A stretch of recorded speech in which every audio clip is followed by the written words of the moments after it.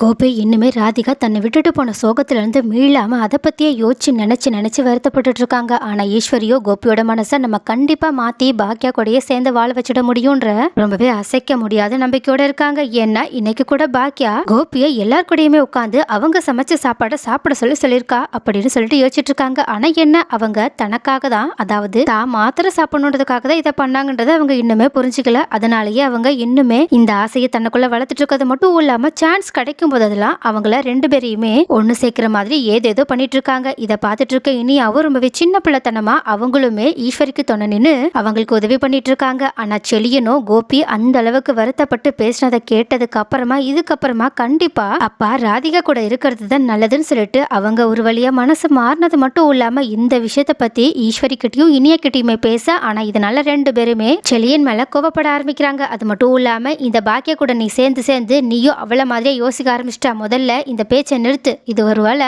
கோபி மட்டும் பார்த்துட்டான் அவ்வளவுதான், நாங்க நினைக்கிறதெல்லாம் கெட்டு போக்க கூட வாய்ப்பு இருக்கு, உன்னால எதுவும் பண்ண முடியலன்னா சும்மா இரு, அது போதும்னு சொல்லிட்டு அவங்கள திட்டி அனுப்பி வைக்க. ஆனா செலியனும் இந்த விஷயத்த பத்தி ஜெனி கிட்ட சொல்ல, ஆனா ஜெனியோ இவ்வளோ நாள் எடுத்ததுக்கெல்லாம் செலியனை திட்டிட்டு இருந்தவங்க இப்போ செலியன் இந்த மாதிரி ஒரு விஷயத்த சொன்ன உடனேயே அவங்க ரொம்பவே சந்தோஷப்பட்டது மட்டும் இல்லாம செலியன் கிட்ட யாரு என்ன சொன்னாலும் பரவாயில்ல செலியா, நீ இப்பதான் சரியான ஒரு விஷயத்த யோசிச்சிருக்க, பரவாயில்ல, நீ எதுக்கும் கவலைப்படாத, நடக்கிறது எல்லாமே கரெக்டா தான் நடக்கும்ன்ற நம்பிக்கை எனக்கு இருக்கு. கண்டிப்பா பாக்கியா ஆண்டி அவங்களோட ஃப்ரெண்டு வாழ்க்கை இந்த மாதிரி வீணாகிறதையும் பார்த்துட்டு இருக்க மாட்டாங்க. அதே சமயம் அங்கிளையுமே அவங்களோட வாழ்க்கைக்குள்ள துளி கூட அனுமதிக்க வாய்ப்பே கிடையாதுன்னு சொல்லிட்டு அவங்க கிட்ட அப்படி சொல்லிட்டு இருக்காங்க. ஆனா இன்னொரு பக்கம் கோபிதா தேவதாஸ் கணக்கா ராதிகாவை நினைச்சு ஃபீல் பண்ணிட்டு இருக்கிறது மட்டும் இல்லாம தான் உடம்பையுமே கவனிக்காம ரொம்பவே சோகத்துல எதை பத்தியுமே யோசிக்காம இருந்துட்டு இருக்காங்க. இதை கவனிக்கிற ஈஸ்வரியுமே எவ்வளவோ கோபிய சரி பண்ணலாம், பேசி மைண்ட் வாஷ் பண்ணிடலான்னு சொல்லிட்டு யோசிக்கிறாங்க. ஆனா அது அவங்களால பண்ணதான் முடியல. ஏன்னா கோபி அதுக்கு தூளி கூட இடம் கொடுக்குற மாதிரி தெரியல. ஆனா இந்த பிரச்சனை ஒரு கட்டம் அதிகமாவே போய் திடீர்னு கோபி மயங்கி விழுகிற ஸ்டேஜுக்கு போயிடுறாங்க. ஏன்னா அவங்க சரியா சாப்பிட்றது இல்ல, தூங்குறது இல்ல, ராதிகாவை நினைச்சு பார்த்துக்கிட்டே இருக்கனாலதான் அவங்க இந்த மாதிரி ஒரு ஸ்டேஜுக்கு போயிருக்காங்க. சோ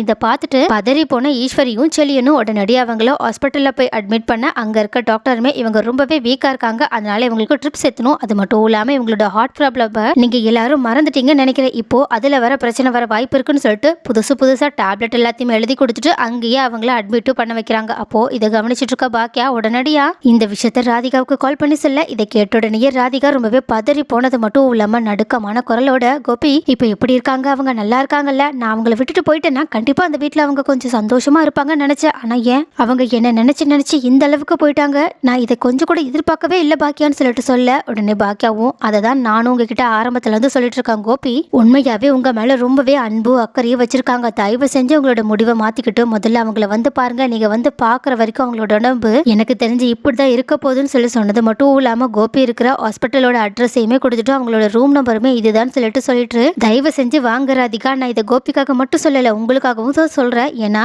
நீங்க பேசும்போதே எந்த அளவுக்கு கஷ்டத்தை அனுபவிச்சுட்டு இருக்கீங்கன்றதை என்னால நல்லாவே புரிஞ்சுக்க முடியுது, அதனால ப்ளீஸ் யாரை பத்தியும் யோசிக்காம நீங்க உங்களை பத்தியும் கோபியை பத்தியும் மயுவை பத்தியும் மட்டுமே யோசிச்சு பார்த்துட்டு அவங்க கூட வந்து மறுபடியுமே சேர்ந்து வாழுங்க, அதுதான் எல்லாரோட வாழ்க்கைக்குமே நல்லது. கண்டிப்பா அத்தை ஒரு நாள் இல்லைன்னா ஒரு நாள் தான் எந்த அளவுக்கு தப்பு பண்ணிருக்கோன்றத புரிஞ்சுக்கதான் போறாங்க, நீங்க அதனால அவங்கள பத்தி நினைக்காதீங்கன்னு ராதிகாவோட மைண்டை எப்படியோ மாத்தி அவங்கள கோபியை பாக்குறதுக்காக வர சொல்ல, ராதிகாவும் இதை கேட்டுட்டு நம்ம கோபி கூட சேர்ந்து வாழ்றோமோ இல்லையோ தூரமா இருந்தாவது கோபி நல்லா இருக்காங்களான்றத பார்த்துட்டாவது வந்தலான்னு சொல்லிட்டு அவங்களோட மனசை தேத்திக்கிட்டு அவங்க அந்த ஹாஸ்பிட்டலுக்கு உள்ள வர, இதை பார்த்துட்டு பாக்கியா ரொம்பவே சந்தோஷப்பட்டது மட்டும் இல்லாம உடனடியே அவங்கள கோபி இருக்கிற ரூம் பக்கம் கூட்டிட்டு போக, ஆனா இந்த மாதிரி ராதிகா வந்துட்டு இருக்கதை பார்த்த உடனே ஈஸ்வரி தன்னோட மொத்த சுயரூபத்தையுமே காட்ட ஆரம்பிக்கிறாங்க. ஆனா கோபி மயக்கத்துல தான் இருக்காங்கன்னு சொல்லிட்டு நினைச்சுக்கிட்டு அவங்க இது எல்லாமே பண்ணலாம்னு சொல்லிட்டு போயிட்டு இருக்காங்க. ஆனா என்ன, டாக்டர் கொடுத்த மருந்தால கோபி கொஞ்சமா சுயநினைவுக்கு வந்துட்டு இருக்காங்க. ஆனா அது ஈஸ்வரிக்கு தான் தெரியல. ஆனா அது தெரியாததுனால அவங்க ரூமுக்கு வெளியே வந்து ராதிகா கிட்ட ரொம்பவே கோபமா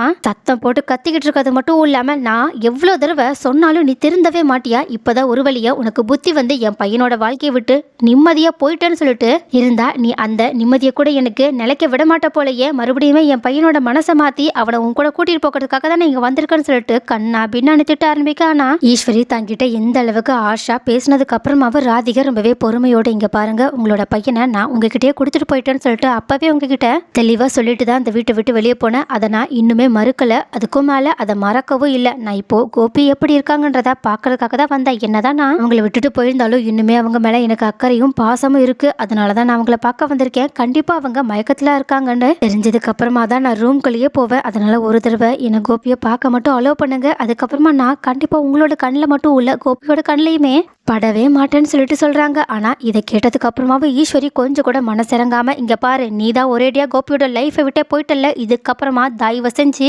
அவன் மேல அக்கறை இருக்கு அது இதுன்னு சொல்லிட்டு நாடகம் ஆடிக்கிட்டு இங்க வந்து நின்றுட்டு இருக்க வேலையை வச்சுக்காத. என் பையனை எப்படி பார்த்துக்கணும்னு எனக்கு நல்லாவே தெரியும். அவன் மறுபடியுமே இந்த நிலைமைக்கு போக காரணமே நீதான் சொல்லிட்டு மறுபடியுமே இந்த பழியையுமே தூக்கி ராதிகா மேல போட. ஆனா இதை கேட்டுட்டு பாக்கியா ரொம்பவே ஆத்திரப்பட்டது மட்டும் இல்லாம, போது நிறுத்துங்க அத்தை, இதுக்கு மேல ராதிகாவை ஏதாவது ஒரு காரணத்தை சொல்லி தடுத்து அவங்களோட மனசை கஷ்டப்படுத்தினீங்க, அப்புறம் நான் மனுஷியாவே இருக்க மாட்டேன். இதுக்கு முன்னாடி உங்க பையன் பண்ண தப்புக்காக அவங்களுக்கு ஹார்ட் பிரச்சனை வந்துச்சுன்ற விஷயம் தெரிஞ்சதுக்கு அப்புறமாவும் நீங்க அவங்க இதே மாதிரி அவங்கள பார்க்க வந்தப்போ இதே மாதிரி தான் அவங்கள கஷ்டப்படுத்தினது மட்டும் இல்லாம கடைசி வரைக்கும் அவங்களுக்கு ஹார்ட் ப்ராப்ளம் வர காரணம் இவங்க தான் சொல்லிட்டு குத்த சொல்லியே இவங்களோட மனசுக்குள்ள இந்த மாதிரி கோபியை தான் விட்டுட்டு போனாதான் அவங்க கண்டிப்பா சந்தோஷமா இருக்காங்கன்றது எண்ணத்தை விதைச்சிட்டீங்க. அதனாலதான் இப்போ அவங்க இந்த மாதிரி ஒரு நிலைமையில வந்து நின்றுட்டு இருக்காங்க. அதே சமயம் நீங்க சொன்னதையும் கேட்டுட்டு அவங்க ஒரு வழியா கோபியை உங்ககிட்டயே விட்டுட்டு ஒரு மிகப்பெரிய தியாகத்தை செஞ்சுட்டு போனதுக்கு அப்புறமாவும் இப்போ கோபி இருக்கிற நிலைமைக்குமே காரணம் அவங்க தான் சொல்லிட்டு மறுபடியும் அந்த பழியை தூக்கி அவங்க மேல போட்டுட்டு இருக்கீங்களே, உங்களுக்கு கொஞ்சம் கூட மனசாட்சியா இல்லையா? கொஞ்சமாவது அறிவு இருந்தா யோசிச்சு பாருங்க.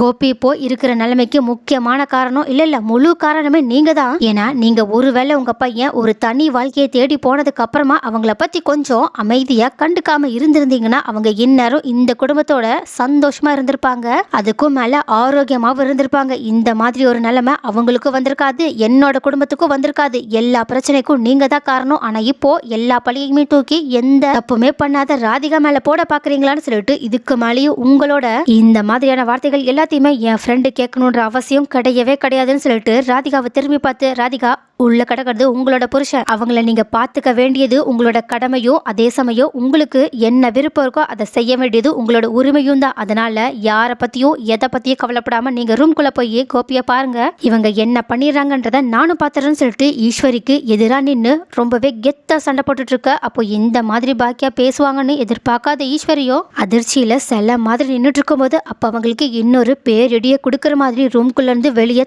தடுமாறி வந்த கோபியும், அப்பனா அம்மா இதுதான் உண்மையா? உங்களாலதான் ராதிகா என்னை விட்டுட்டு ஒரேடியா போற முடிவு எடுத்தாலாமா? நான் இது புரியாம அவளுக்கு என் மேல பாசமே இல்ல, அவ என்ன விட்டுட்டு எதுவுமே யோசிக்காம போயிட்டான்னு சொல்லிட்டு முட்டாள்தனமா யோசிச்சுட்டு இருந்திருக்கேன். ஆனா நீங்க என்கிட்ட ஒரு விதமாவும் என்னோட ராதிகா கிட்ட ஒரு விதமாவும் நடந்துட்டு இருந்தது தான் இந்த பிரச்சனை எல்லாத்துக்குமே காரணம்ன்றத நான் இப்போ நல்லா புரிஞ்சுக்கிட்டேன்னு சொல்லிட்டு பாக்கியா கிட்ட ரொம்பவே நன்றி பாக்கியா, உன்னாலதான் நான் மறுபடியுமே இப்போ இந்த மாதிரி என்னோட லைஃபோட ஒரு முக்கியமான உண்மையை தெரிஞ்சுக்கிட்டது மட்டும் இல்லாம என்னோட அம்மாவோட சுயரூபத்தையுமே தெரிஞ்சுக்கிட்டேன்னு சொல்லிட்டு, அம்மா உங்களுக்கு என்னதான் ஏன் மேல அவ்வளோ பாசம் இருந்திருந்தாலும் என்னோட சந்தோஷத்தை பத்தி நீங்க கொஞ்சமாவது யோசிச்சு பார்த்துருக்கலாம். உங்களோட சந்தோஷத்துக்காக நீங்க சுயநலமா நான் உங்க கூடயே இருக்கணுன்றதுக்காக இப்படி என்னோட வாழ்க்கையவே நீங்க கெடுத்து விளையாடிட்டு இருக்கீங்களேன்னு சொல்லிட்டு உங்ககிட்ட நான் இதை கொஞ்சம் கூட எதிர்பார்க்கவே இல்லைன்னு சொல்லிட்டு சொன்னது மட்டும் இல்லாம பக்கத்துல நின்றுட்டு இருக்க ராதிகா கிட்ட, ராதிகா தயவு செஞ்சு என்ன மன்னிச்சிடாத ராதிகா, உன்னை நான் என்னோட வீட்டுக்கு கூட்டிட்டு வந்தப்போ யாராலையுமே உனக்கு எந்த கஷ்டமுமே வராம நான் பாத்துக்கிறேன்னு சொல்லிட்டு வாக்கு கொடுத்து தான் கூட்டிட்டு வந்தேன். ஆனா அந்த வாக்கையை நான் நிறைவேற்றல. உன்னை கல்யாணம் பண்ணும்போது கடைசி வரைக்கும் எந்த பிரச்சனை வந்தாலும் உன் கூடவே இருப்பன்ற வாக்கையுமே நான் நிறைவேற்றல. அதனாலதான் இப்போ நம்ம இந்த மாதிரியான ஒரு நிலைமையில வந்து நின்றுட்டு இருக்கோம். ஆனா இதுக்கப்புறமா நான் கண்டிப்பா இந்த மாதிரியான ஒரு தப்பை பண்ணவே மாட்டேன். அதனால தயவு செஞ்சு என்னை விட்டுட்டு மட்டும் போயிடாத. நீ மட்டும் இல்லைன்னா நான் கண்டிப்பா உயிரே இல்லாத உடம்பு மாதிரி தான் இங்க